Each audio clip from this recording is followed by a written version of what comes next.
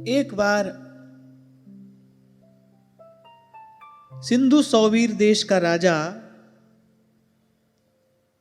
रहुगण पालकी पर चढ़कर जा रहा था। अब पालकी ढोने वालों में एक व्यक्ति कम था। कहार की आवश्यकता थी। राजा ने कहा यहीं निकट से कोई व्यक्ति ढूंढ कर ले आओ।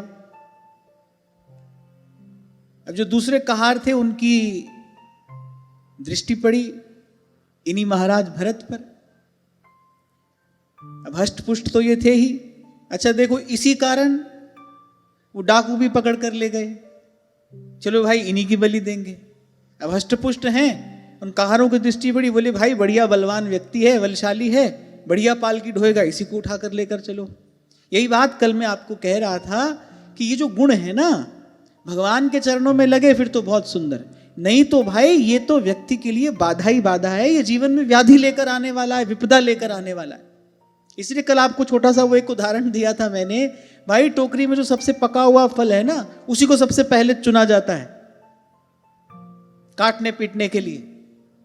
उसी का सबसे पहले रस निकाला जाएगा जो सबसे पका है। इसलिए सेवक जी महाराज कहते हैं गुणमानी संसार।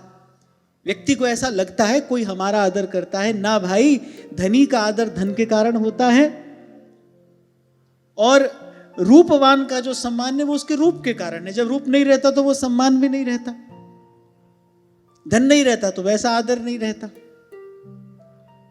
जीव का आदर तो केवल भगवान करते हैं। इस बात को समझ लीजिए। आपका आदर, आपके भाव का सम्मान, आपसे प्रेम तो केवल प्रभु करते हैं और प्रभु के प्यारे संत करते हैं। जीव का आदर तो भगवान करते हैं। संसार किसी का आदर नहीं करता है भाई। ये तो गुणमानी है। जितना जिसके पास अधिक गुण है, प्रतिभा है, प्रतिष्ठा है, उतना उसका सम्मान है। दीन का आदर तो भगवान के दरबार में होता है। अच्छा, व्यक्ति अपने जैसा समझता नहीं किसी को। किसी को लगता है हम पर तो 100 लोग मरते हैं, लेकिन उनको ये नहीं पता कि वो जो 100 लोग तुम पर मरते हैं वो सब पर मरते हैं। ये कोई बहुत बड़ी विशेष बात नहीं है। वो जो 100 लोग आप पर मर रहे हैं वो सब पर मरते हैं। मैं तो बहुत पहले से ये बात आपसे कभी कभी कह देता हूं, अपने आप से भी कहता हूं कि बहुत लोग आपको कहे ना कि बहुत सुंदर बहुत सुंदर बहुत सुंदर, तो फूलने की कोई आवश्यकता नहीं है। ये तुमसे पहले किसी और को कह रहे थे, तुम्हारे बाद किसी और को कहेंगे। एक शायर है, वो बड़ी सुंदर बात कहता है, मुझे बड़ी अच्छी लगती है उसकी 2 पंक्तियां। वो कहता है कि कल और आएंगे, कल और आएंगे इन नगमों की खिलती कलियां चुनने वाले, कल और आएंगे नगमों की खिलती कलियां चुनने वाले, मुझसे बेहतर कहने वाले, तुमसे बेहतर सुनने वाले। ये पहले भी यहां होता आया है और आगे भी होता रहेगा। इसीलिए आपसे कह रहा था, बड़ा मूल्यवान सूत्र और मैं कहूंगा मंत्र मुझे उस संत की कृपा से मिला। वो कहते थे, बेटा अपनी आध्यात्मिक उन्नति अगर चाहते हो, वस्तुतः साधन के पथ पर सतत आगे बढ़ना चाहते हो, तो अपनी प्रशंसा करने वाले लोगों से दूर रहना, उनके बीच में कभी ना रहना, बोले वो मति मलिन कर देंगे। और ये तो बात हम जानते मानते हैं भाई कि 100 बार झूठ सुनो तो लगने लगता है कि भाई उसमें कुछ सत्य है। अभी 2 दिन पहले यही चर्चा कर रहे थे, 1000 लोग आपकी प्रशंसा करेंगे, आपकी जय जयकार करेंगे, आपको लगेगा मैं कुछ हूं, और बस जैसे ही लगा मैं कुछ हूं, बस वहीं से पतन आरंभ हो जाता है। The downfall starts. तो गुण तो भाई हो तो फिर प्रभु की सेवा में लगे। वस्तुतः तभी वो गुण कहलाने योग्य है। जितने समस्त सद्गुण हैं वो भगवान को ही अपना आश्रय बनाकर तो कृतार्थ होते हैं। नहीं तो संसार तो भैया तैयार खड़ा है, उसको तो अपना काम निकालना है। वो आपको एक छोटा सा प्रसंग सुनाया था ना मैंने। एक साधु ने तपस्या की, किसी देवता को प्रसन्न किया। देवता ने कहा वरदान मांगो। उसने कहा वरदान दो कि जिसको हम आशीर्वाद दें वो कितना ही बड़ा भयंकर रोगी क्यों ना, वो स्वस्थ हो जाए। उनको लगा भाई ये आशीर्वाद हमको मिल जाएगा, अब संसार रोगियों से भरा पड़ा है, तो चारों ओर हमारी जय जयकार हो जाएगी। अब देवता तो बड़े चतुर होते ही हैं। अच्छा, देवता चतुर भी होते हैं, देवता चालाक भी होते हैं। तो देवता ने कहा कि भाई ये तो हमारा स्थान लेने की बात कर रहा है। तो देवता ने वरदान देने का वचन दिया था, तो वरदान तो देना था। उसने कहा ठीक है, पर इसमें एक शर्त रहेगी, ये वरदान तो हम तुमको देते हैं, पर सशर्त देते हैं, जो भी तुम्हारे शरीर से रक्त की एक बूंद लेगा, उसको ग्रहण करेगा, वो स्वस्थ हो जाएगा। बड़ा प्रसन्न हो गया है वरदान मांगकर, प्राप्त करके। अब जब संसार को पता चला भाई इस अमुक व्यक्ति के एक बूंद रक्त से हमारा रोग दूर हो जाएगा, अब तो जहां देखो वहीं लोग सुई लिए खड़े। उनको लगा ये कौन सी विपदा हमने मोल ले ली भाई, ये तो हमारे प्राणों पर संकट उपस्थित हो गया। तो महात्मा जी एक दिन कुटिया से बाहर ही नहीं निकले। अब वहां तो लगा है मेला, जहां तक देखो वहीं तक रोगी हाय हाय कर रहे हैं, करा रहे हैं, चिल्ला रहे हैं, कब महात्मा निकलेगा, एक बूंद खून की हमको मिलेगी, हम स्वस्थ हो जाएंगे।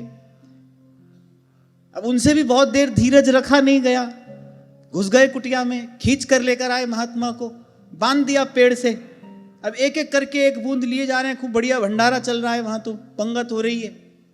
अब संध्या तक तो बेचारे महात्मा जी पधार गए। ये संसार है, ये संसार है। कहने का मेरा आशय केवल इतना है, हम अपने मन में ये भ्रम ना रखें कोई हमारा आदर करता है, कोई हमारा सम्मान करता है, कोई हमसे प्रेम करता है ना, ऐसा नहीं है। जीव से प्रेम केवल भगवान करते हैं, जीव से प्रेम भगवान के प्यारे भक्त करते हैं, संत करते हैं, वही जीव के हित का विचार करते हैं। तभी बाईसा कहती हैं, मात पिता और कुटुंब कबीला, मात पिता और कुटुंब कबीला, सब मतलब के गरजी, सुन लो हमारी अर्जी।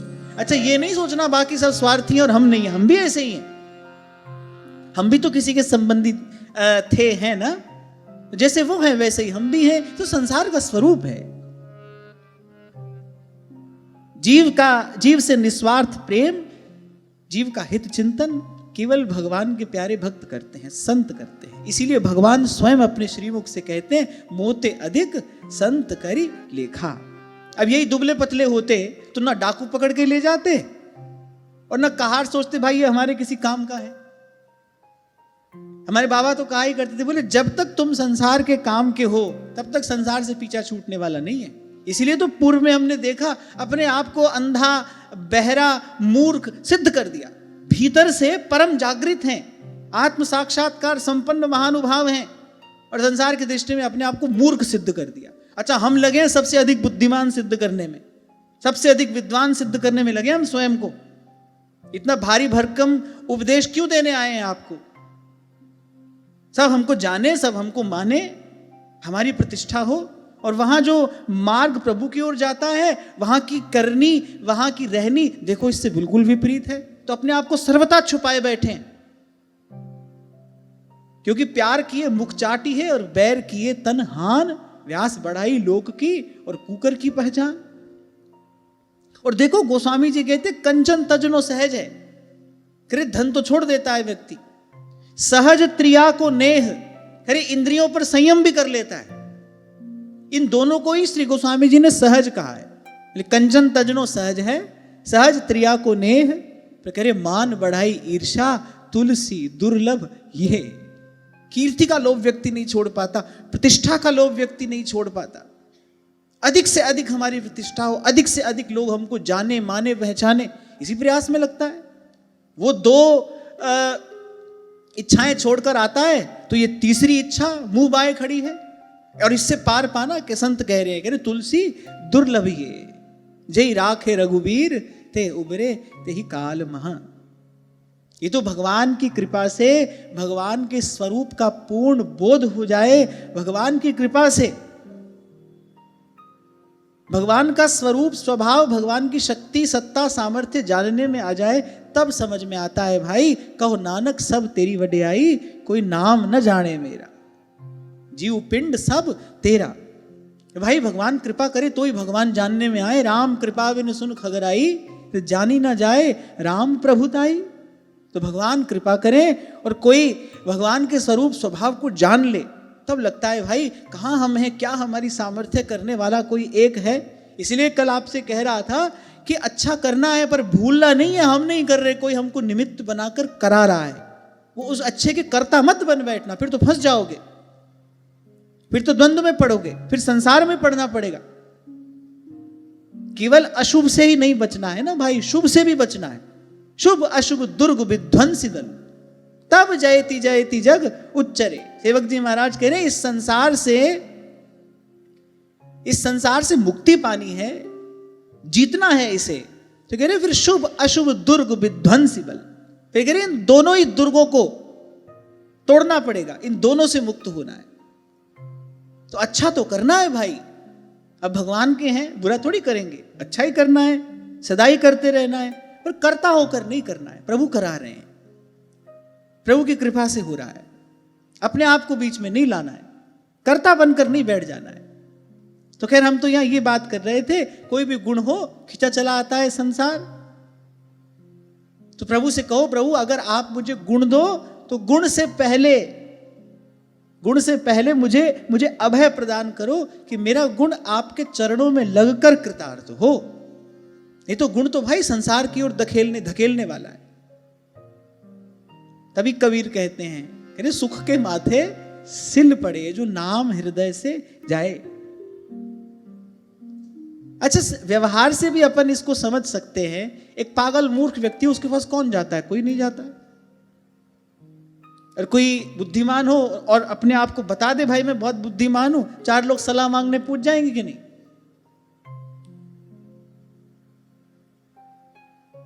तो मैं आज ये प्रसंग का जब विचार कर रहा था तो मैंने कहा देखो यही निर्बल दुर्बल होते तो कोई भी नहीं आता। अब हष्ट पुष्ट है, सुंदर देह यष्टि है, डाकू को लगा भाई बढ़िया बलि देंगे, देवी प्रसन्न हो जाएगी। कहारों को लगा चलो इनको उठाकर ले जाओ, पालकी ढोने का काम बहुत बढ़िया करेंगे। अब एक बात मैं आपको बार बार स्मरण दिलाता हुआ आगे बढ़ूंगा, ये जितनी भी सब बात है, ये बात है किसके लिए? ये बात है साधक के लिए, जो आत्म कल्याण चाहता है, जिसको अभी संसार में मौज मस्ती करनी है, नाचना गाना खाना पीना खेलना कूदना, उसके लिए सब बात नहीं है, उसका रास्ता दूसरा है। जो साधक है, जो आत्म कल्याण चाहता है, जिसको प्रेम प्राप्त करना है प्रभु के चरणों का, जो मानव जीवन का सर्वोच्च लक्ष्य प्राप्त करना चाहता है, उसके लिए ये मार्ग है, उसके लिए ये भागवत धर्म है। गुण है भी तो सबसे पहले तो उसको प्रभु की सेवा में लगाओ, लगाए रखो, और बदले में मान बढ़ाई की इच्छा ना हो। मिल तो जाएगी, ऐसा नहीं है कि नहीं मिलेगी, मिल जाएगी, लेकिन भाई उस बला से पीछा छुड़ाना कठिन नहीं, असंभव है। एक कवि 4 पंक्तियां कहता है बड़ी सुंदर। वो कहता है, दिए बुझाती और शोलों को भड़काती है। अरे दिए बुझाती शोलों को भड़काती है, देखो आंधी को भी दुनियादारी आती है। कितनी सुंदर बात है। कहीं किसी झोपड़ी में दिया जलता हो, कोई व्यक्ति ग्रंथ पढ़ता हो, अब आंधी चले उस दिए को तो बुझा देगी, लेकिन कहीं राख के ढेर में अग्नि छिपी हो तो उस प्रबल पवन के वेग से वो अग्नि प्रज्वलित होती है, किसी की झोपड़ी जला देती है। बोले देखो ये आंधी कैसी है, एक नन्हा सा दिया जो किसी के काम आ रहा था उसको तो बुझा दिया। फिर दिए बुझाती शोलों को भड़काती है, फिर आंधी को भी दुनियादारी आती है। और फिर कवि कहता है, यार दूर ही रहना इस मशहूरी से, तय यार दूर ही रहना इस मशहूरी से, ये वो नागिन है अपने बच्चे खाती है।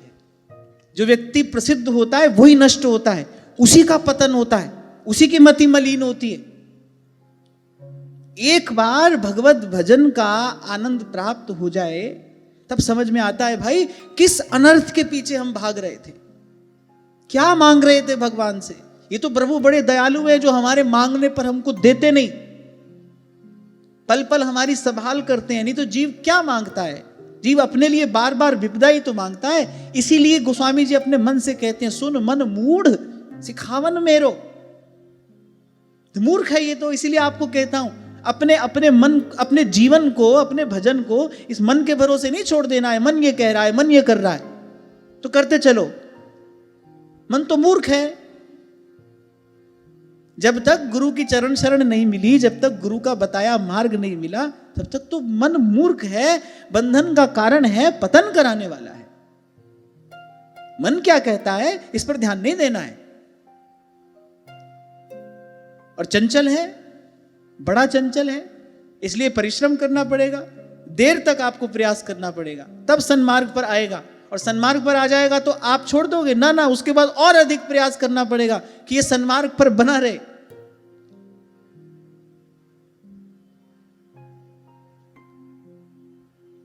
तो यद्यपि महात्मा भरत किसी भी प्रकार से इस कार्य के योग्य तो थे नहीं, पर वो कहार उठाकर ले गए। अब ये भी भगवान की कोई लीला होगी। अच्छा, भगवान इन सब लीलाओं से करते क्या हैं? अपने भक्त का यश, अपने भक्त की जो वस्तु स्थिति है, जो उसकी दिव्य स्थिति है, उसको संसार में प्रकट करते हैं। अब डाकू पकड़ के ले नहीं जाते तो वो सब लीला कैसे होती? देवी ने उन डाकुओं का विध्वंस किया, बताया कि इस वैष्णव के तेज के सन्मुख तो मैं नत हूं। भगवान के भक्त के सामने तो बड़े बड़े देवी देवता नत होते हैं, नतमस्तक होते हैं। और प्रभु का कहलाकर कोई इस प्रकार अन्य देवी देवताओं के द्वार पर भटके तो ये तो व्यभिचार है। व्यास जी कहते हैं, ताको मुख देखे दारुण दुख पाई, जहां की है उपासना ताही की वासना, बस ताही को नाम रूप लीला गुण गाइए, सोई व्यभिचारी आन कहे आन करे, ताको मुख देखे दारुण दुख पाइए। अब लग गए पालकी उठाने में, और कलम जो बात कर रहे थे उनको तो किसी स्थिति से कोई प्रभाव पड़ता ही नहीं, वो तो अपने स्वरूप में स्थित हैं। और बड़ी अद्भुत उनकी ये स्थिति है। कोई माला पहनाए, कोई गाली दे, कोई मारे, वो अपने स्वरूप में स्थित हैं। मैं तो कभी इस स्थिति का विचार भी करूं तो मुझे लगता है कैसी अद्भुत ये स्थिति है। सब हो रहा है और वो जो हो रहा है सबसे निष्प्रिय है, सबसे निर्लिप्त।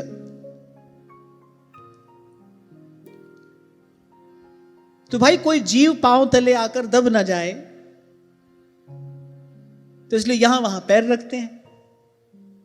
और कितना देखते हैं, बस एक बाण होता है ना, बस एक बाण जितना आपके आगे एक बाण रख दिया जाए, एक तीर रख दिया जाए, बस उतना ही वो आगे देखते हैं। और उसमें भी किसी जीव पर पांव न पड़ जाए, इसका बड़ा ध्यान रखते हैं। तो कभी पांव यहां रखते हैं, कभी पांव यहां रखते हैं।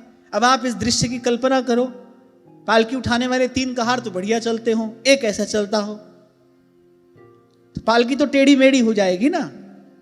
अब जब ऐसी गति पालकी की हुई तो राजा रघुगण को बड़ा क्रोध आया।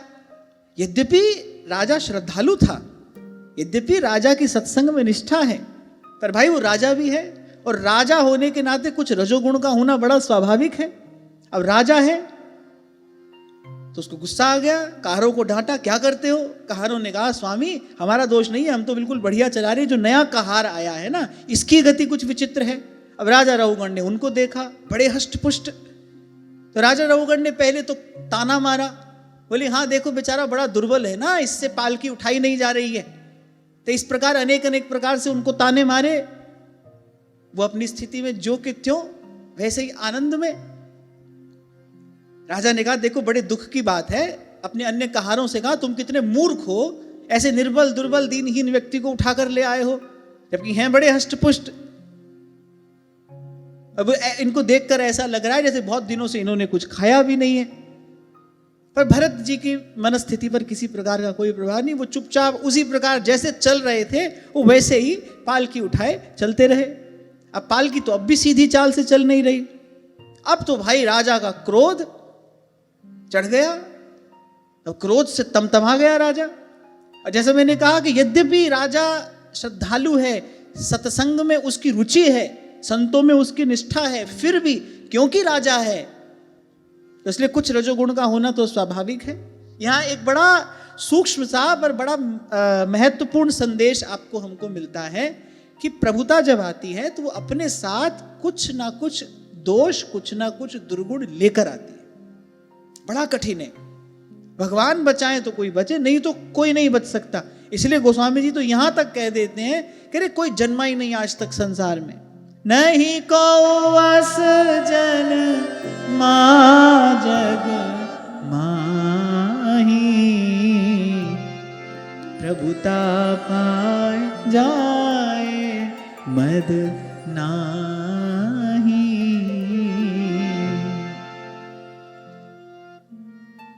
अब राजा जब हो गया क्रोध से आग बबूला, तो अनाप शनाप बकने लगा। इसलिए उन्होंने कहा, अरे जीते जी मरी गया है क्या, इतना प्रमादी हो गया है।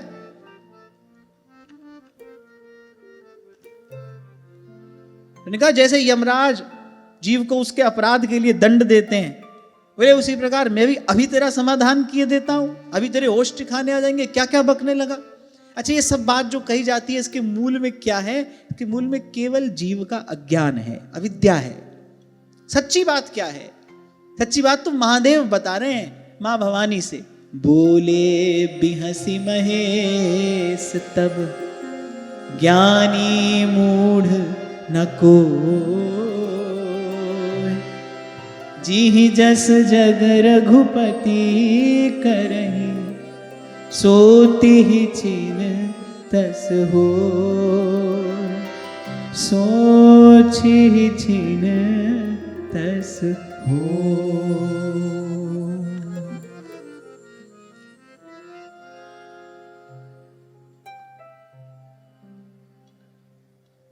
सच्ची बात तो यही है।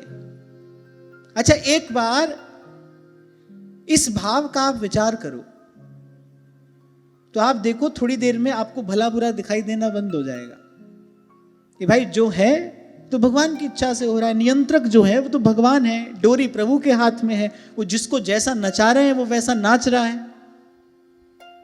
और ये बात हंसते हुए कह रहे हैं महादेव, कह रहे बोले बिहसी महेश तब, बोले ना कोई ज्ञानी है न कोई मूर्ख है, बोले जी जस जग रघुपति करही, ती छन सो तो तस होए, बोले वो तब उस समय वैसा हो जाता है। अब भाई किसी के हाथ में कुछ है ही नहीं, जो हो रहा है वो तो प्रभु की इच्छा से हो रहा है, करने वाले प्रभु हैं। अब क्रोध करना है तो प्रभु पर करो, किसी पर तो क्रोध करने का कोई लाभ नहीं।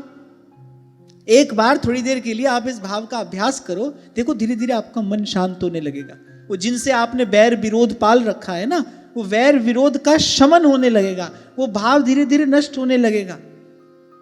ये जो सब है हमारे भीतर, ये जितने काम क्रोध आदि विकार हैं, ये भेद बुद्धि के कारण है, अज्ञान के कारण है, अविद्या के कारण है। अरे मैं कहता हूं और नहीं, केवल अपने परिवार में ही केवल इस बात का अभ्यास करना आरंभ कर दो। भाई किसी का कोई दोष नहीं है, जो हो रहा है भगवान की इच्छा से हो रहा है। देखो आपके मन में कहीं कोई क्रोध नहीं है, आपके मन में कहीं कोई द्वेष नहीं है, ईर्ष्या नहीं है, कहीं कोई वैर विरोध का भाव नहीं है। आपको याद हो ना, कुछ समय पहले वो एक बहन ने प्रश्न किया था, बोले सब में भगवान देख लूंगी, अपनी सांस में नहीं देख सकती।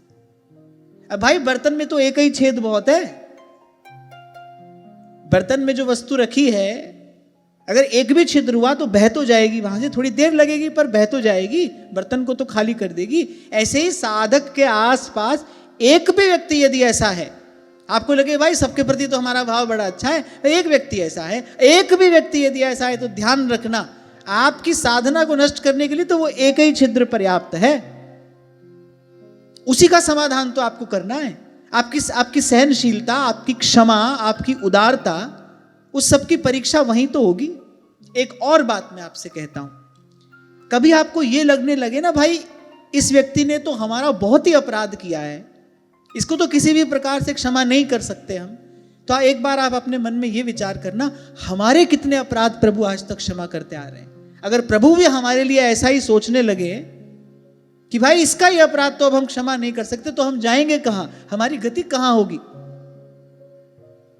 तभी कबीर जी कहते हैं, क्या मुख ले बिनती करूं, लाज आवत है मोह,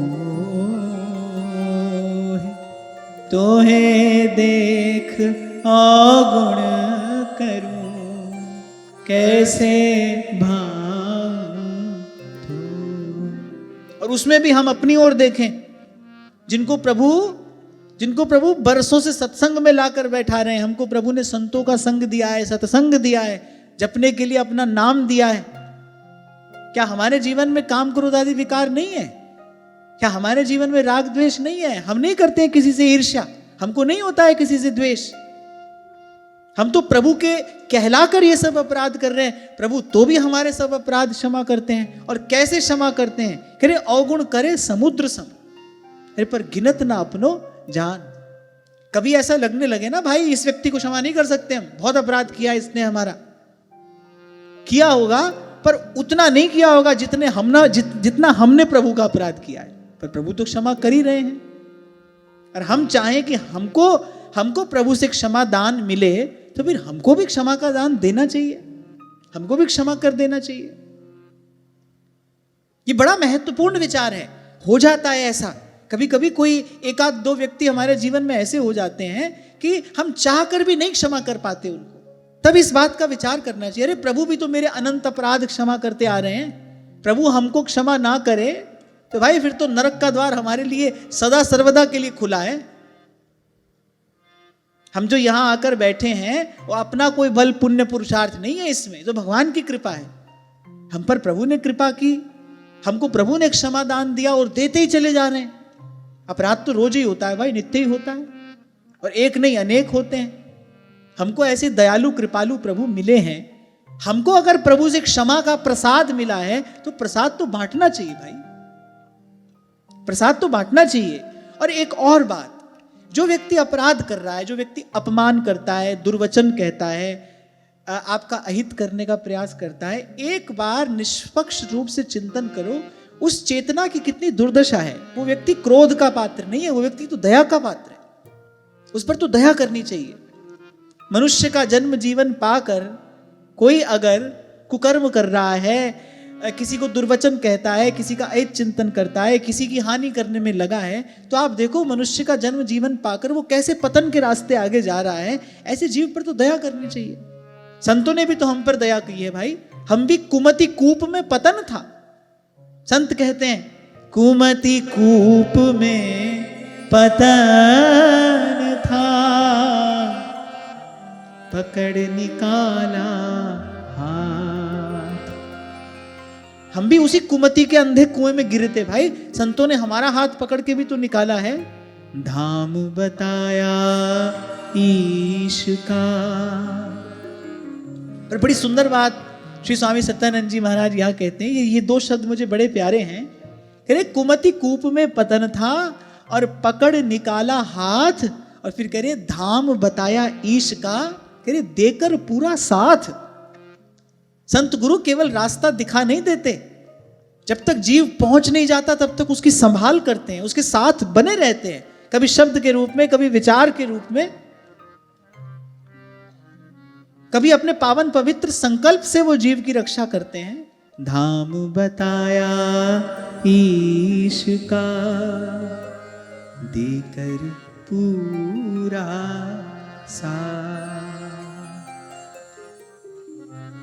तो खैर हम ये बात कर रहे थे भाई, प्रभुता आएगी तो अपने साथ दुर्गुण दोष लेकर आती है। भगवान बचाए तो कोई बचता है, नहीं तो इससे बच पाना सर्वथा असंभव है। पारासर सुर इंद्र कलप कामिनी मनफद्या। एक बार विचार करो, वहां देवराज इंद्र के दरबार में एक से एक सुंदर अप्सर आए हैं, फिर ऋषि पत्नी पर कुदृष्टि डालते हैं। वो एक से एक सुंदर अप्सर आए हैं भोगने के लिए, फिर ऋषि पत्नी पर कुदृष्टि डालते हैं। महर्षि पराशर आप देखो, वो भगवान के पिता हैं, उनको भगवान का पिता होने का गौरव प्राप्त है। संध्या का समय है, उस समय तो किसी भी प्रकार से मन भी इस ओर नहीं जाना चाहिए, वो देवाराधन का समय है। संध्या जो होती है ना, प्रातः संध्या और साय संध्या, ये तो पता है ना संध्या दो होती है। बहुत से लोगों को तो यही नहीं पता संध्या दो होती है, उनको लगता है केवल शाम को ही संध्या कहते हैं। दो समय संध्या होती है, एक प्रातः संध्या होती है, एक साय संध्या होती है, जो संधि काल होता है। तो किसी भी समय आप कुछ भी करें, पर संध्या समय देवाराधन ही करना चाहिए। हमारी आचार्यों ने जो सेवा पद्धति भी रची, इसी प्रकार से कि ये दोनों समय हम प्रभु की सेवा में रहें। एक समय प्रभु को जगाएंगे, मंगला का समय है, एक समय संध्या का समय है। संध्या का समय देवाराधन का समय है। पुराणों का ऐसा मत है कि संध्या समय जो त्रिभुवन के गुरु हैं देवादिदेव भगवान शंकर, वो अपने गणों के साथ भ्रमण पर निकलते हैं, जो संध्या का काल है। उस समय अगर कोई भगवत भजन करता होता है, अब भाई गुरु अगर शिष्य को भजन करते देखेगा तो प्रसन्न होगा ना, आशीर्वाद देगा उसको। और वही शिष्य उधम करता हो तो गुरु का मन असहज हो जाएगा। संध्या समय जब महादेव भ्रमण के लिए निकलते हैं, उस समय अगर कोई देवाराधन में प्रवृत्त है, नाम जप कर रहा है, आरती पूजा में लगा है, सेवा सुमिरन में लगा है, तो महादेव की प्रसन्नता होती है, उसको आशीर्वाद प्राप्त होता है। और वहीं न करने योग्य किसी कर्म में अगर प्रवृत्त है तो फिर प्रभु रुष्ट होते हैं, फिर प्रकृति दंड देती है। आगे आप श्रवण करेंगे, दैत्यों की माता दिति, संध्या का ही तो समय था जब कश्यप ऋषि से आग्रह किया उसने कि मैं इस समय काम विकार से बहुत पीड़ित हो रही हूं, आप मुझे संतुष्ट करिए। उन्होंने कहा देवी कैसी मलिनमती हो गई तुम्हारी, ये तो संध्या का काल है, भगवान भूतनाथ इस समय भ्रमण पर होंगे, यदि इस कार्य में प्रवृत्त हुए तो तुम्हारे गर्भ से जो जन्मेगा वो सारी सृष्टि के लिए शूल होगा, सारे संसार के लिए कष्ट का कारण बनेगा। पूर्व में हमने श्रवण किया इसको। तो प्रातः और सायं ये जो संध्या का काल है, उस समय तो प्रयास पूर्वक नाम जप भी करना चाहिए, अपने इष्ट गुरु का ध्यान ही करना चाहिए। क्या कह रहा था मैं इससे पहले हाँ, कि भाई भगवान बचाए तो कोई इन दुर्गुणों से बचता है, जीव अपने बल पर नहीं बच पाता है। अब देखो, राजा सत्संगी है, संतों में उसकी निष्ठा है, फिर भी जब राजगद्दी पर बैठा है तो राजमद आ गया, और उस राजमद में अंधा होकर जो नहीं करना चाहिए, कदापि नहीं करना चाहिए, वो कर्म कर बैठा। अब भले वो नहीं जानता है कि कौन है, पर वो तो संत है ना, वो तो भगवत प्राप्त महापुरुष हैं। एक संत का, एक भगवत प्राप्त महापुरुष का अपमान हो गया, अवज्ञा हो गई। यही बात तो कल मैं आपसे कह रहा था भाई, ध्रुवदास जी कहते हैं कि किसी भी प्रकार से भक्तापराध का मार्जन नहीं होता। अब हम भक्तापराध से बचे कैसे, पता नहीं कौन भक्त हो, और प्राय करके तो भक्त अपने आप को छिपा कर ही रखता है, दुरा कर ही रखता है। तो भक्तापराध से यदि बचना है तो प्रयास यही करना चाहिए भाई, किसी का भी अपराध ना हो हमसे। अच्छा, मैं कहता हूं किसी को आपने हरा भी दिया, आप किसी से जीत भी गए, अगर आप आध्यात्म की दृष्टि से देखो, आपने हरा दिया किसी को, आप जीत गए किसी से, इससे मिला क्या? केवल अपने अभिमान की ही तो वृद्धि होती है। मैं जीत गया, केवल अपना अभिमान ही तो बढ़ता है। तभी तो कबीर कहते हैं, कबीरा तू हारा भला, अरे जीतन दे संसार, हारे को तो हरी मिले, जीता जग के बाद। जीतेगा उसको अभिमान होगा। बोले अभिमानी कहाँ जाएगा, जम के द्वार जाएगा। बोले हारे को तो हरी मिले, जीता जम के द्वार। बड़ी काम की बात है ये। हाँ, पर जैसे कल मैं कह रहा था, किसी को 10-15 राउंड अभी और लगाने हो, यहाँ किसी को अपना यहीं रहना हो, उसको लगे भाई यहां से कहीं जाना ही नहीं है, लौट लौट कर यहीं आना है, वो तो इस सब में पड़े। फिर जिसको मुक्त होना है इस द्वंद से, इस पीड़ा से, जो इस व्याधि की औषधि चाहता है, उसके लिए तो यही मार्ग है। अरे जीतन दे संसार, हारे को तो हरि मिले, और जीता जम के द्वार।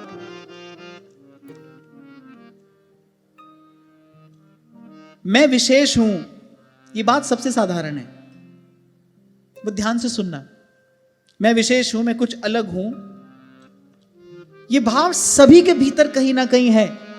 मैं विशेष हूं, ये भाव सबसे साधारण है।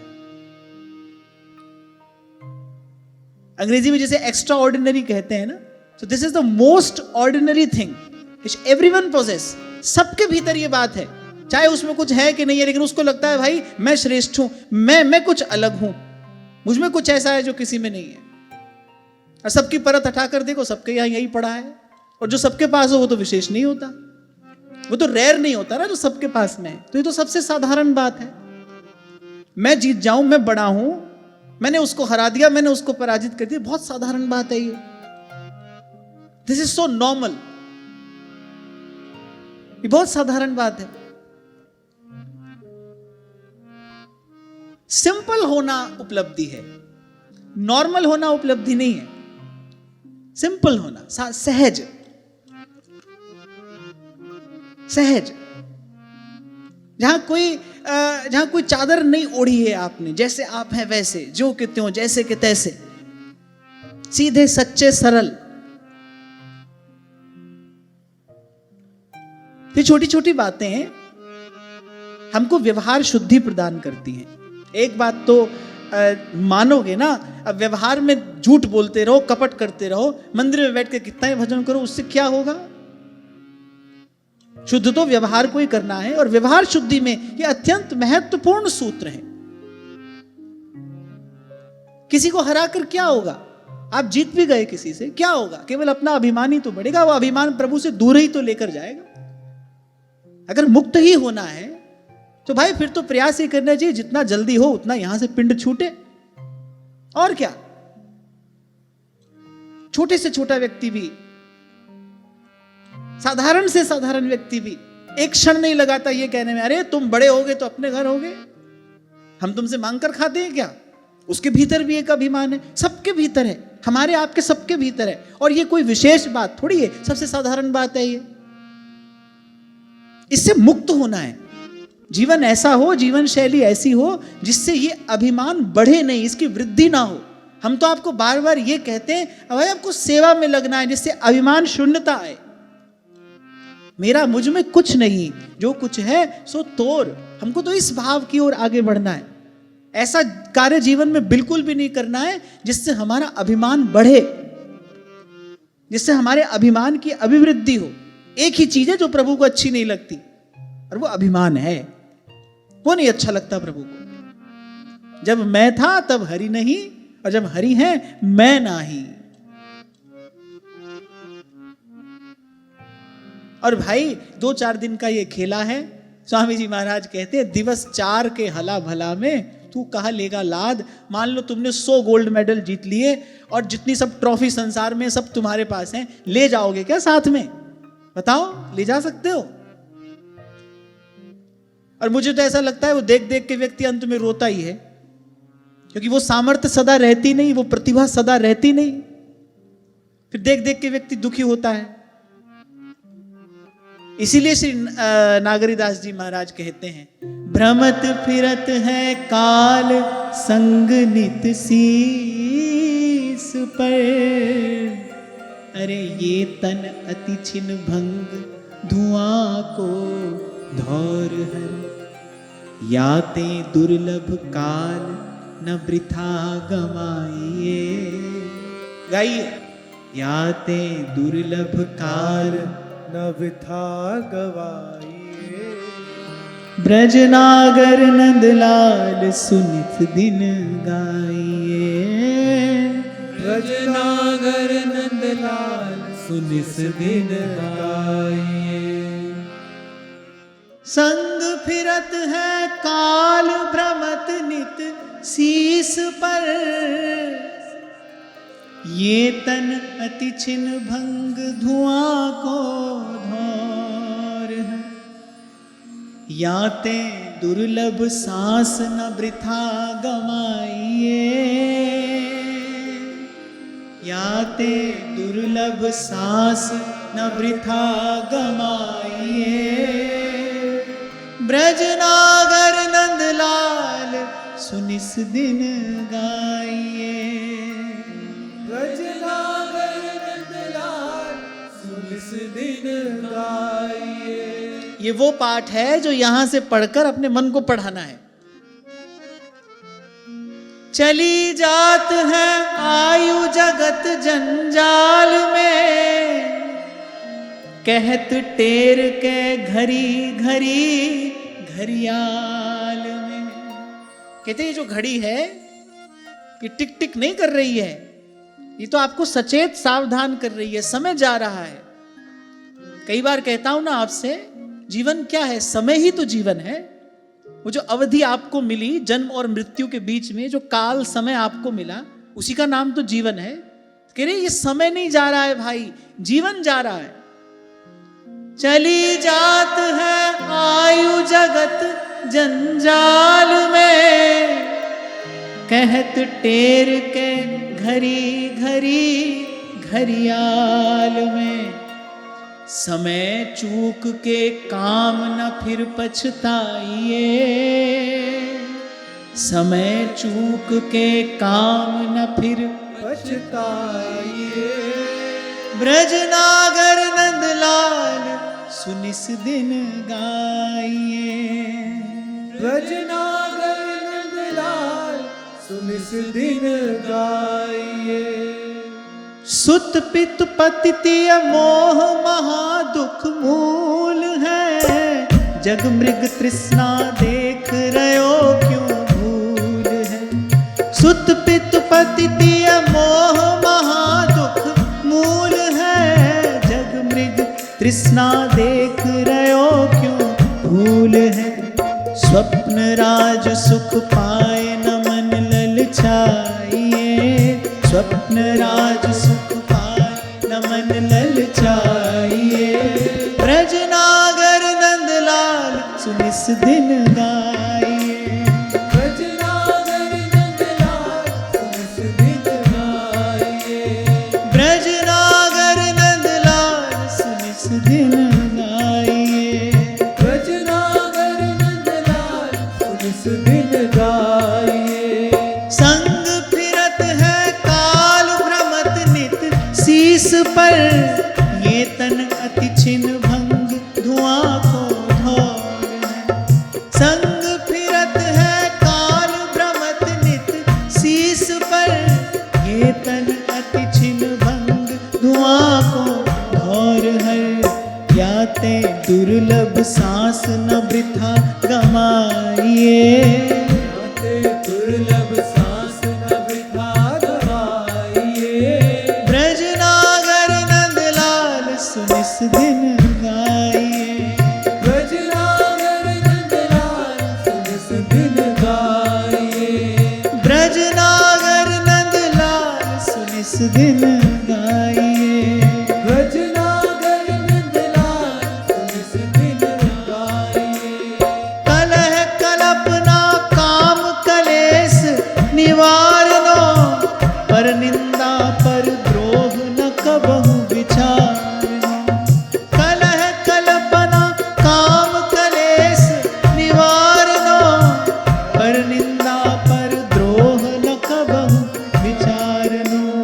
जग प्रपंच चट सार न चित्त पढ़ाइए, जग प्रपंच चट सार न चित्त पढ़ाइए। ब्रज नागर नंदलाल सुनिस दिन गाइए। ब्रज नागर नंदलाल सुनिस दिन गाइए। ब्रज नागर नंदलाल सुनिस दिन गाइए। ब्रज नागर नंदलाल सुनिस दिन गाइए। यानी इस जीवन रूपी अमूल्य निधि को, इस पूंजी को, इस संपत्ति को नष्ट करने वाले कौन कौन से कारक हैं? सबसे पहले कहा कलह है।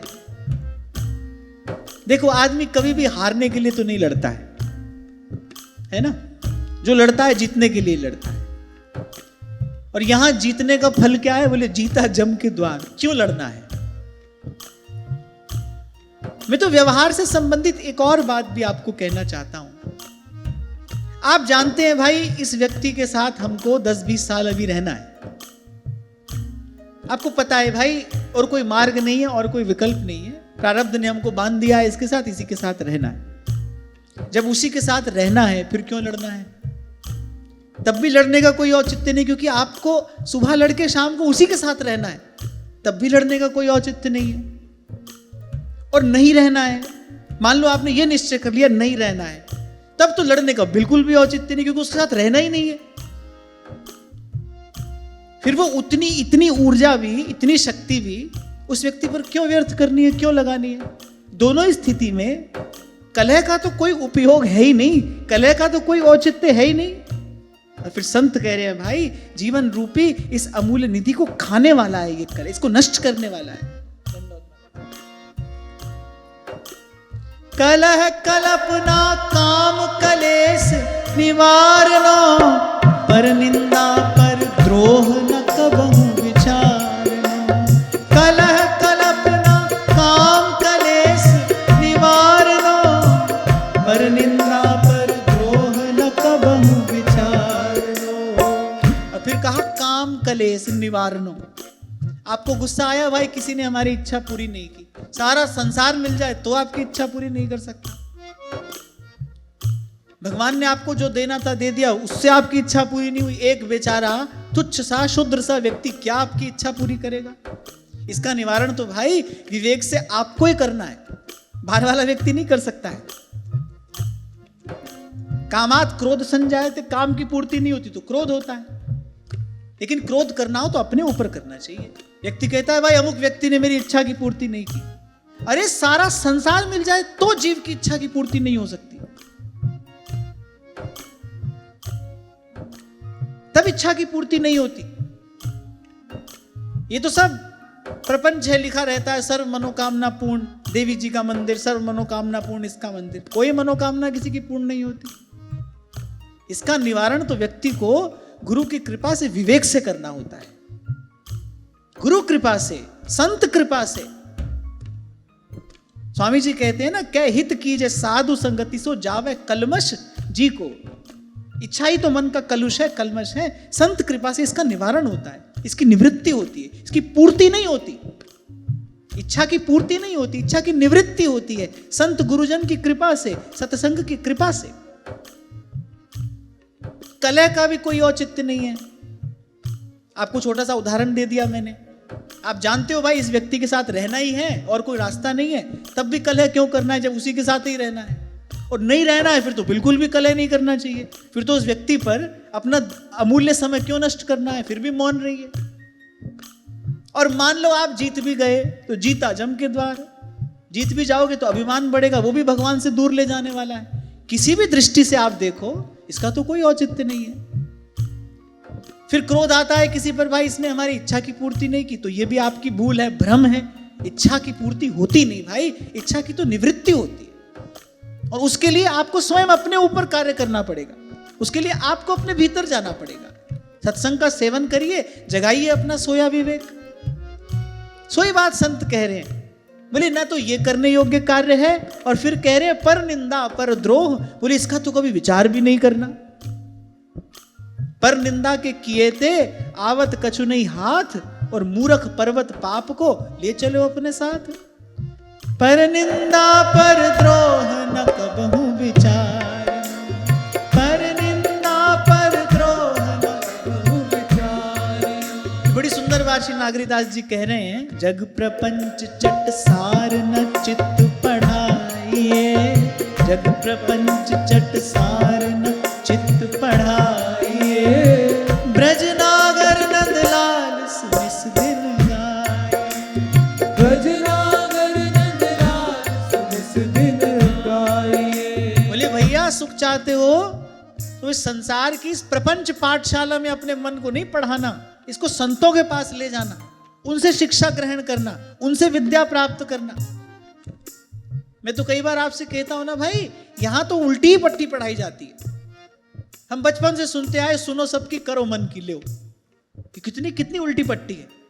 बोले सुनो सबकी करो मन की, अरे मन की कर कर के ही तो ये दशा हुई है, मन की कर कर के ही तो ये दुर्दशा हमारी हुई। संसार तो यही सिखाता है। हम भगवान के अलावा किसी से नहीं डरते। ये व्यवहार में सुने जाने वाले पाठ हैं जो व्यक्ति ऐसे ही जाने अनजाने पढ़ लेता है। अरे हम भगवान को छोड़ के किसी से नहीं डरते। अब भगवान से क्यों डरना है भाई, भगवान तो प्यार करने के लिए हैं।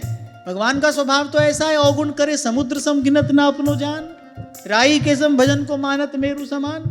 डरना चाहिए तो पाप से डरना चाहिए, डरना चाहिए तो पर निंदा और पर द्रोह से डरना चाहिए। मानस के उत्तर कांड में प्रसंग आता है। धरती कहती है कि अगर मैं भार नहीं वहन कर सकती ना, तो अकारण किसी से द्रोह करने वाले का भार वहन नहीं कर सकती। जिसके मन में किसी के प्रति अहित चिंतन है ना, बोले वो मेरे लिए बोझ है, वो मेरे लिए भार है, वो मुझे पीड़ा देता है, वो मेरे कष्ट संताप का कारण बनता है। पर निंदा पर द्रोह न कबहु विचार,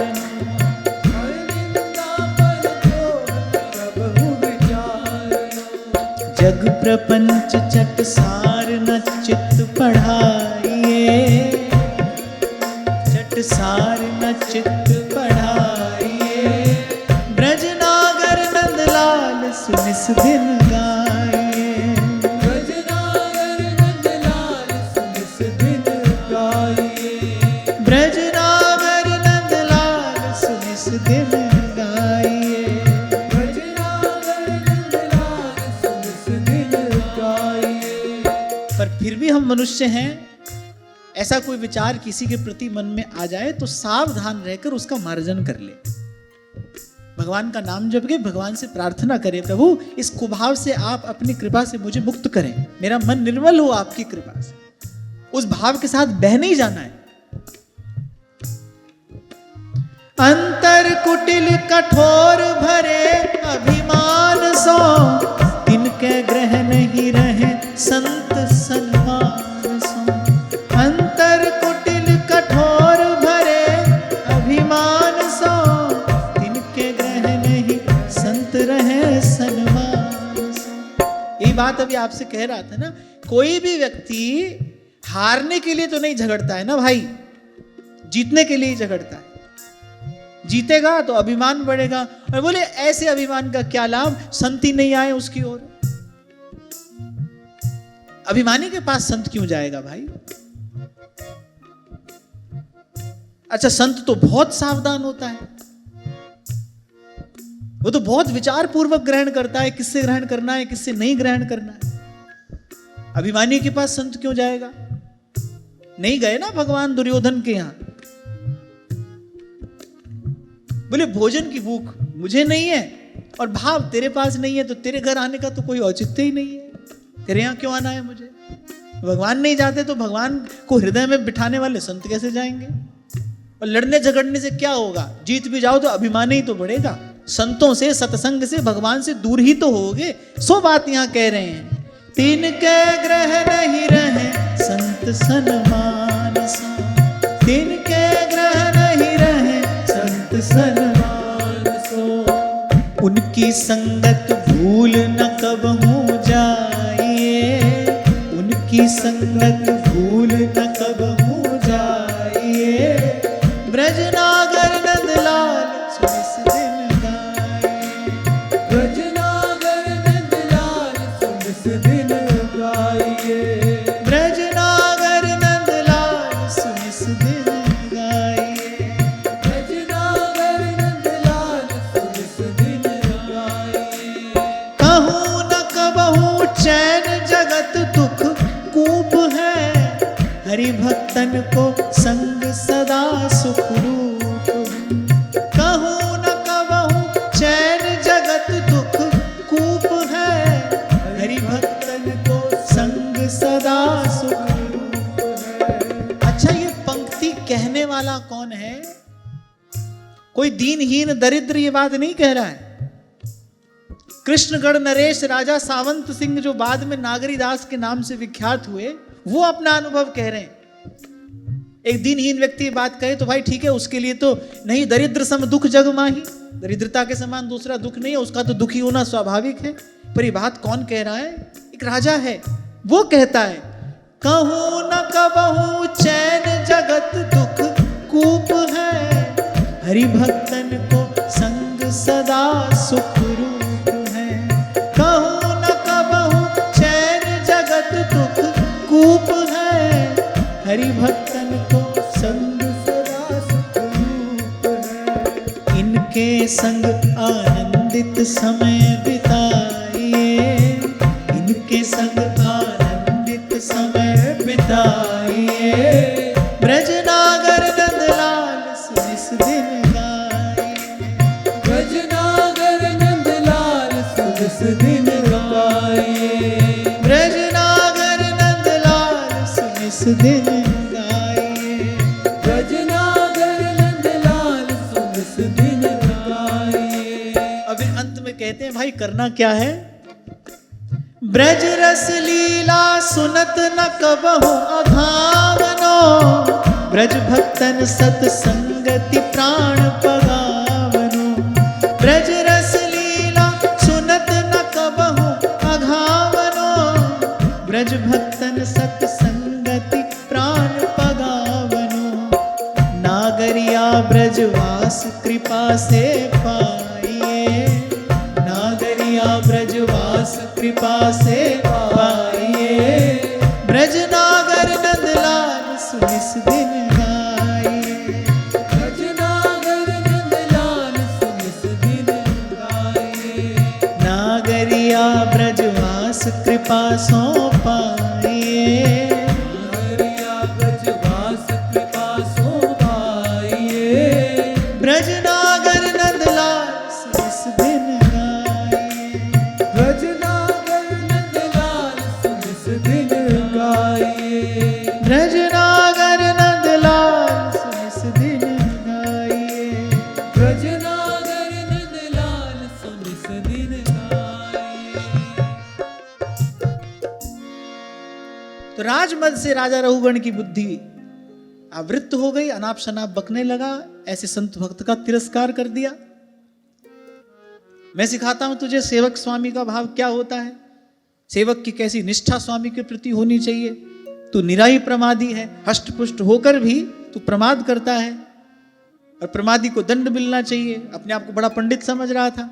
अच्छा, व्यवहार की दृष्टि से जो कह रहा था सब ठीक है, व्यवहार की दृष्टि से राजा रघुगण ने जो कहा वो ठीक है, क्योंकि मैंने कहा ना राजा सत्संगी है, रघुगण सत्संगी है, तभी तो इस प्रकार मिलन हुआ श्री भरत जी से। उनका महात्मा भरत से राजा रघुगण का ये जो मिलन हुआ, आगे जो दिव्य सत्संग होगा, कहीं ना कहीं भाई राजा है जो श्रद्धालु है, भगवान ने उसको पात्र समझा है, तो कृपा से ऐसे महापुरुष का संग प्रदान किया। ये तो राजमद के कारण बुद्धि मलिन हो गई। मैं आपको कह ये रहा था कि ये जो सब है, धन का मद हो, यौवन का मद हो, राज मद हो, ये कहीं ना कहीं अपने साथ अनर्थकारी दुर्गुण दोष लेकर आते हैं। भगवान की कृपा से कोई बचे तो बचे, अन्यथा मनुष्य का पतन करा देते, अभिमानी बनाते हैं।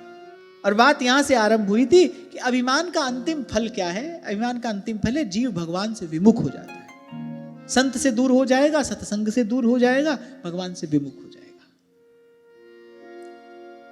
तो व्यवहार की दृष्टि से तो राजा ने जो कहा सब ठीक है, क्योंकि भाई राजा के हाथ में राजदंड दिया गया है। शासन व्यवस्था सुचारू रूप से चले तो इसके लिए भाई चोर को, लुटेरे को, डाकू को, प्रमादी को दंड देना ही चाहिए, ये तो नीति है। तो व्यवहार की दृष्टि से सब ठीक है, पर महात्मा भरत तो तत्वज्ञ महापुरुष है ना, अब तत्व की दृष्टि से ये सब व्यर्थ है। राजा से सब बात सुन के तत्काल महात्मा भरत ने कहा, बोले राजन तुमने जो कहा वो सब ठीक है, यथार्थ है, व्यवहार में ऐसा ही है, हमारी ओर से उसमें कोई उल्हाना नहीं है। परंतु तुमने कहा कि मैं पालकी ठीक से नहीं उठाता हूं, योग्य होने पर भी मैं इस भार का ठीक से वहन नहीं कर रहा हूं। बोले अगर भार नाम की कोई वस्तु है तो वो तो ढोने वाले के लिए है ना, और ढोने वाला शरीर है, और मैं तो इन सब बंधनों से मुक्त, नित्य शुद्ध बुद्ध मुक्त आत्मा हूं, तो मुझ पर तो तुम्हारा कोई नियम लागू नहीं होता। और फिर जो तुमने कहा कि तुम सेवक स्वामी भाव के नहीं जानते, भाव को भी नहीं जानते हो, तो सेवक और स्वामी भाव बोले वो भी शरीर से ही तो है। आत्मा तो जैसे मेरा है वैसा तुम्हारा है। तुम कहते हो कि तुम स्वामी हो, मैं सेवक हूं, तो बोले ये सब भेद भी शरीर की दृष्टि से ही तो है। आत्मा की दृष्टि से तो जैसा आत्मा मेरा वैसा तुम्हारा, तत्व की दृष्टि से उसी पंचभूत से तुम्हारा शरीर बना है, उसी पंचभूत से मेरा शरीर बना है। कौन स्वामी है, कौन सेवक है? अब राजा रघुगण ने जो कहा था वो भी यथार्थ था, व्यवहार की दृष्टि से तो ठीक था, पर जब महात्मा भरत ने ये सब बात कही तब राजा रघुगण के कान खड़े हुए। बोले हाँ भाई, ये महात्मा बात तो बिल्कुल सत्य ही कह रहे, तत्व की दृष्टि से तो यही सत्य है। मैं राजा हूं, ये प्रजा है, मैं स्वामी हूं, कोई सेवक है, ये सब तो भाई भेद बुद्धि का विकार है ना, ये बुद्धि की मलिनता ही तो है। तत्व की दृष्टि से देखा जाए तो संत कहते हैं अपना साजी सबको जाने सहज मिले अविनाशी। संत तो कहते हैं भजन की रीति यही है, अपना साजी सबको जाने, दाया राख धर्म को पाले और अपना साजी सबको जाने। जिस बात से आपको कष्ट होता है उस बात से सबको कष्ट होता है। जो बात आपको पीड़ा देती है वो बात सबको पीड़ा देती है। ऐसा नहीं कि कोई स्वामी के स्थान पर बैठा है तो उसको अपमान दुख देगा और बेचारा जो उसकी सेवा में उसको अपमान दुख नहीं देगा। आत्मा तो सबका एक जैसा है ना। प्राय करके यही तो कहा जाता है, जैसा व्यवहार आप नहीं चाहते कोई आपसे करे, आप भी किसी से ना करें। थोड़ी देर पहले यही बात तो मैंने आपसे कही, हम चाहते हैं कि भाई भगवान हमारे अपराध क्षमा करे, हमको भी किसी को क्षमा करना चाहिए। हम चाहते हैं भगवान हम पर दया दृष्टि रखें। सब भगवान के मंदिर में जाके भगवान से ही कहते प्रभु कृपा दृष्टि रखना, दया दृष्टि रखना। और हम तुम किसी पर भी चीखते चिल्लाते रहे, हम किसी का भी अपमान करते रहे, किसी का भी तिरस्कार करते रहे, ऐसा थोड़ी होता है। हम चाहते हैं भगवान हम पर कृपा दृष्टि रखें और हमको अगर प्रभु ने किसी श्रेष्ठ स्थान पर बिठाया है, फिर हमको भी जो हमारे आश्रित जन हैं, जो हमारे पीछे चलने वाले हैं, हमको भी उन पर कृपा और दया दृष्टि रखनी चाहिए। कहने का तात्पर्य ये है, ये बड़ा, ये छोटा, ये उत्तम, ये हीन, ये सब व्यवहार की दृष्टि से है। तभी तो आपको मैंने कुछ समय पहले कहा था, हम बड़ी उत्तम वस्तु श्री जी को निवेदन कर रहे हैं, तत्व की दृष्टि से क्या उत्तम है और क्या हीन है। सब एक जैसा है, सभी कुछ एक जैसा है। अब जैसे ही महात्मा भरत ने कहा राजन, जिन पंचभूत से मेरा शरीर बना है उन्हीं पंचभूत से तुम्हारा शरीर बना है, ये तो मानते हो, स्वीकार करना पड़ा। हाँ भाई बात तो सही है, हमारा शरीर भी मिट्टी है, तुम्हारा भी मिट्टी। और बोले जैसा आत्मा मेरा है वैसा ही आत्मा तुम्हारा भी, ये भी तुम स्वीकार करते हो? बोले हाँ ये भी स्वीकार करते हैं। बोले फिर भेद कहां है? अब राजा रहुगण मौन हुआ। अब उसके कान खड़े हुए, उसको लगा भाई ये तो इस रूप में विचरने वाले कोई अवधूत महापुरुष है, ये तो कोई तत्ववेत्ता महापुरुष है। अच्छा, राजा रहुगण ये भी देख रहा था कि जब वो उनका अपमान कर रहा था, जब वो उनका तिरस्कार कर रहा था, उसके कठोर शब्दों का उन पर कोई भी प्रभाव नहीं पड़ रहा था। वो जो कहते हो वैसे के वैसे अपने स्वरूप में स्थित मंद मंद मुस्कुराते हुए राजा की बात सुन रहे हैं। और उन्होंने कहा कि मैं तुझे अभी पाठ पढ़ाता हूं। बोले तुम्हारा ये कहना भी व्यर्थ है, तुम्हारी ये चेष्टा भी व्यर्थ है। बोले यदि मैं जड़ उन्मत्त हूं, यदि मैं जड़ उन्मत्त हूं तो भी मुझे पढ़ाना व्यर्थ है। मूर्ख होई न चेत जो गुरु होई विरंचिसम। तुमने मुझे कहा कि मैं मूर्ख हूं, बोले अगर मैं मूर्ख हूं तब भी मुझे पढ़ाना व्यर्थ है, व्यवहार की दृष्टि से भी व्यर्थ है, और तत्व की दृष्टि से तो जो मैं हूं वही तुम हो, फिर भी तुम्हारा मुझे पाठ पढ़ाना निरा व्यर्थ ही है।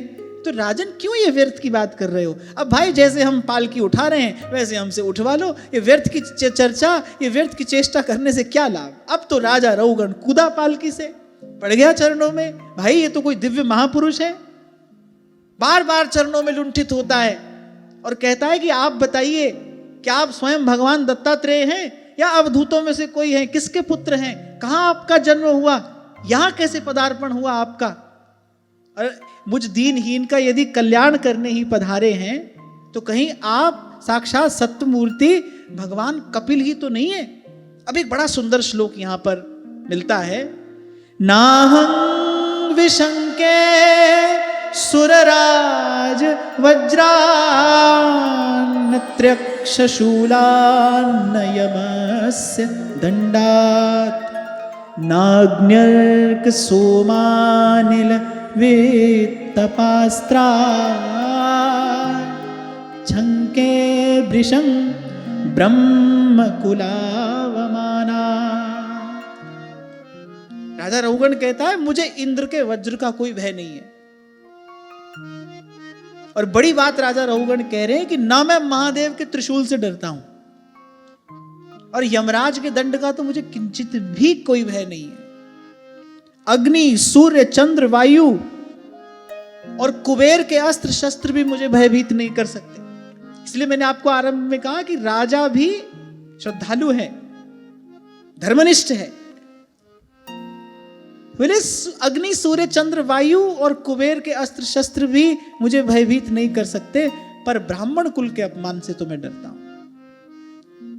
किसी ब्रह्मवेत्ता, किसी ब्रह्मज्ञानी महापुरुष का मेरे द्वारा अपमान ना हो जाए, बोले इस बात से तो मुझे भय लगता है। इन अपराध परम पद हूते उतर नरक में परिये। अब जहां इतना सावधान हमको संत भक्तों ने किया है कि भाई किसी भी प्रकार से संत का, भक्त का, ब्राह्मण का अपमान न हो जाए, तो जो आरंभ में आपसे मैंने निवेदन किया ना, भाई कैसे बचे हम इस अपराध से, फिर तो यही प्रयास करना चाहिए भाई किसी का भी अपमान ना हो। ना जाने किस रूप में भगवान का कोई भक्त हो, ना जाने किस रूप में संत विचरण करता हो। कुछ संत तो ऐसे ही मौजी होते हैं, अपने आप को छिपा कर ही रहते हैं, दुरा कर ही रहते हैं। किस रूप में संत भक्त विचरण करता हो, तो भाई इन अपराध परम पद हूते उतर नरक में परिये। ना हम विशंके सुरराज वज्रा नत्यक्ष शूलान् नयमस्य दंडा नाग्न्यर्क सोमानिलवित्तपास्त्राच्छंके वृषं ब्रह्म कुलावमाना।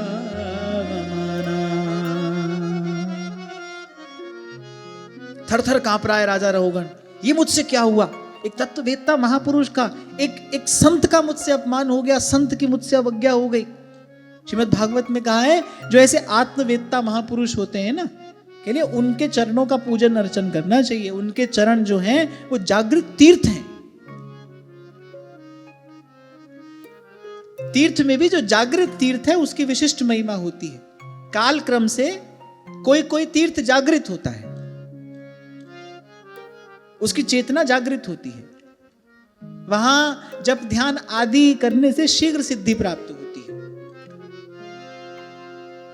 तो कहते हैं लेकिन जो तत्ववेत्ता महापुरुष हैं, जो भगवान को स्वरूप स्वभाव से जानने वाले हैं, जो प्रभु के चरणों से प्रेम अनुराग रखने वाले महापुरुष हैं, बोले उनके चरण कमल तो सदा ही जागृत तीर्थ है।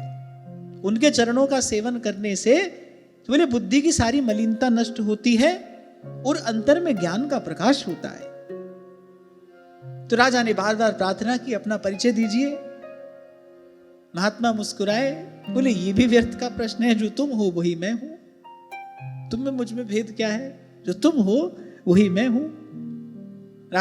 अब राजा ने चरण पकड़ लिए, बोले मुझ दीनहीन पर कृपा करिए, करुणा करिए। आपकी कृपा के बिना आपको जाना नहीं जा सकता। राम कृपा बिन सुन खगराई, जानी न जाए राम प्रभुताई, जानी न जाए राम प्रभुताई। और बोले मैं तो निकला ही घर से इसी कार्य के लिए था।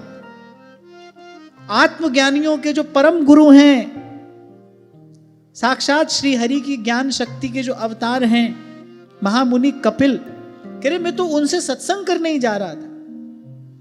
मैं तो उनसे केवल ये जानना चाह रहा था कि इस संसार में वस्तुतः शरण लेने योग्य कौन है, कौन ऐसा समर्थ शरण्य है जिसकी शरण में जाने पर जीव निर्भय हो जाता है, जिसकी शरण में जाने पर जीव का कल्याण हो जाता है।